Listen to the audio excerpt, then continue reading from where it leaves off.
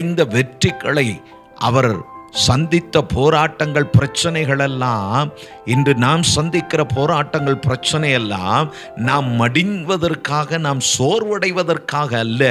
தெய்வம் யார் என்பதை நாம் அறிந்து கொள்ளவும், நம்மை சுற்றி இருக்கிறவர்கள், நாம் நம்புகிற, நாம் நம்பிக்கைக்குரிய, நாம் ஆராதிக்கிற கர்த்தர் எப்படிப்பட்டவர் என்பதை அவர்கள் விளங்கிக் கொள்ளும்படி கர்த்தர் அவைகளை அனுமதிக்கிறார். அப்படிதான் பவுல் அந்த அனுபவங்களை எல்லாம் பின்பு சபையாருக்கும், ஏன் உங்களுக்கும் எனக்கும், நம்முடைய கிறிஸ்தவ வாழ்க்கையின் பிரயோஜனத்துக்காக, நாம் ஒரு வெற்றி சிறந்த கிறிஸ்தவ வாழ்க்கை வாழ்வதற்காக இவைகளை கர்த்தர் அவனை நடத்தி நமக்கு நல்லதொரு வார்த்தைகளை, நல்லதொரு அனுபவத்தை கர்த்தர் நமக்கு கற்றுக் கொடுத்திருக்கிறார்.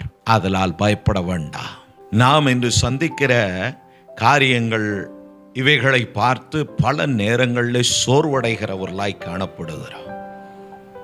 அதை குறித்து கவலைப்படுகிறோம், அதை குறித்து சிந்திக்கிறோம், அதிகமாய் பாரப்படுகிறோம். ஏன், நாம் நினைத்தது போல் ஒன்றும் நடக்கலை. இதை மாத்திரம் சிந்திப்பதனால தான் வேதனைப்படுகிறோம்.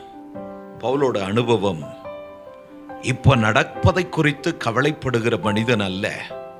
முன்பு நடந்த காரியங்களில் கர்த்தர் எப்படியெல்லாம் தனக்கு பக்கபலமாயிருந்தார், எப்படியெல்லாம் தன்னை பலப்படுத்தினார், எப்படியெல்லாம் தன்னை நடத்தி வந்தார் என்பதை குறித்த தெளிவு இருந்தது.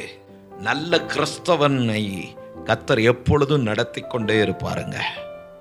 நிச்சயமாய் வருகிற காரியங்கள், நாம் சந்திக்க போகிற போராட்டங்கள், நம்முடைய சூழ்நிலை மாற்றங்கள், இவைகளை நிச்சயம் ஏதாவது ஒரு வகையில் உங்கள் சபையில், உங்கள் ஜெபத்தில், உங்கள் குடும்பஸ்தரால், உங்களுடைய நண்பர்களால், இல்லை இப்படிப்பட்ட ஊழியர்களால் ஏதாவது ஒரு வகையில் உங்கள் காரியத்தை குறித்த ஒரு தெளிவை, ஒரு வெளிப்பாட்டை கர்த்தர் நிச்சயம் கொடுத்திருப்பார். அப்படிதான் பவுலை கர்த்தர் நடத்தினார். அதனால தான் தைரியமாக எல்லா இடத்திலும் கடந்து போய் தேவனுடைய ராஜ்யத்தை கட்டின மனிதன். இந்த மனிதனுடைய பிரயாசம், அந்த மனிதனுடைய அழைப்பு தான் இந்த ரட்சிப்பு உங்கள் கரத்திலும் என் கரத்திலும் வந்து சேர்ந்ததற்கு மிக முக்கிய பங்கு வகிக்கிறது. அதனால் நாமும் இந்த அப்போஸ்தலனாகிய பவுலுடைய அடிச்சோடுகளை பின்பற்றி இவர்களைப் போல கிறிஸ்துவின் சாட்சிகளாய் வாழ கர்த்தர் உங்களுக்கும் எனக்கும் கிருபை செய்வாராக. ஏனெனில் சங்கீதக்காரன் சொல்லுகிறான், அவர் அதிசயங்களை செய்கிற கர்த்தர். நாம் ஆராதிக்கிற தெய்வம் அதிசயமாய் நம்மை நடத்துகிறவர். அதனால் பயப்பட வேண்டாம். நம்மை வெற்றி சிறக்க பண்ணுவார். தோல்வி என்பது இல்லை. கிறிஸ்தவன் தோற்று போகிறவன் அல்ல. என்ன வந்தாலும் கர்த்தரை நம்புகிறவன்